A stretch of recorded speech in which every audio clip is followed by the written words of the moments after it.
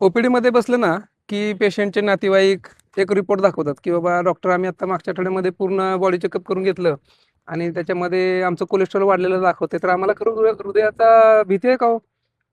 तर जरूर त्याचा आपल्याला विचार केला पाहिजे बरं का. कारण त्यांना फक्त उगाच टोलवून चालत नाही कधी. मग त्यांना व्यवस्थित त्यांना समजेल अशा भाषेमध्ये उत्तर द्यावं लागतं.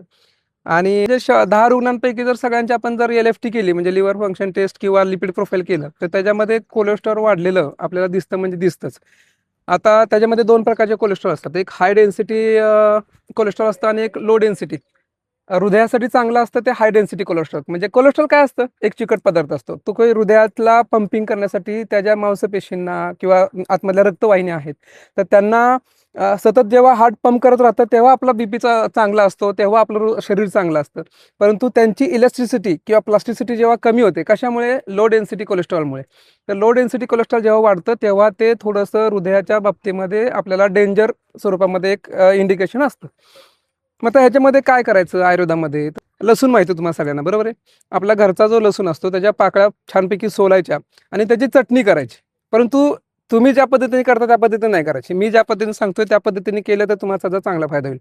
लसूण सोललेले घ्यायच्या, त्याच्या पाकळ्या घ्यायच्या, थोड्याशा ठेचायच्या आणि ठेचून त्याला जे प्युअर ताक असतं, दह्यात पाणी मिक्स करून तर केलेलं ताक नाही, तर लोण्यापासून तयार केलेलं जे ताक आहे, त्याच्यामध्ये त्या पाकळ्या रात्रभर भिजत घालायच्या आणि अशा भिजलेल्या पाकळ्या सकाळी त्या छानपैकी धुवून घ्यायच्या आणि मस्तपैकी तव्यावरती, लोखंडी तव्यावरती छानपैकी त्या खरपूस भाजायच्या आणि खरपूस भाजल्यानंतर त्याची छानपैकी एकदम त्या क्रिस्पी होतात आणि मग अशा क्रिस्पी झाल्यानंतर त्याच्याबरोबर खोबरं जे असतं आपलं सुकं खोबरं, तर त्याचा ते सुद्धा थोडासा किस काढायचा आणि तो सुद्धा गरम करून घ्यायचा तव्यावरती आणि दोन्ही एकत्र करून त्याची छानपैकी मिक्सरमध्ये ग्राइंड करून ते लसणाची चटणी करून ठेवायची आणि दररोज जेवताना सग्रास म्हणजे प्रत्येक ग्रासाबरोबर चिमट चिमट ती चटणी खायची.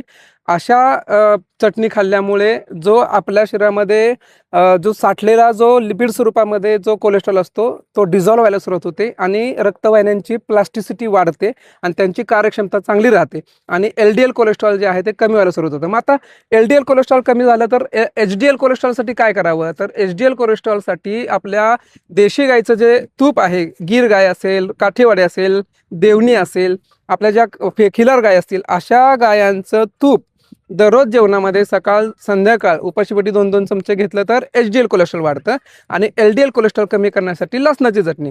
अशा 2 प्रकारचे जर उपचार तुम्ही घरच्या घरी चालू केलेत, तर 3 महिन्यानंतर तुम्हाला काय फरक पडतोय ते मला कमेंटमध्ये नक्की सांगा आणि त्या संदर्भामध्ये अजून काय तुमचे प्रश्न असतील तर जरूर विचारा. मी तुम्हाला नक्की उत्तर देईन. थँक्यू.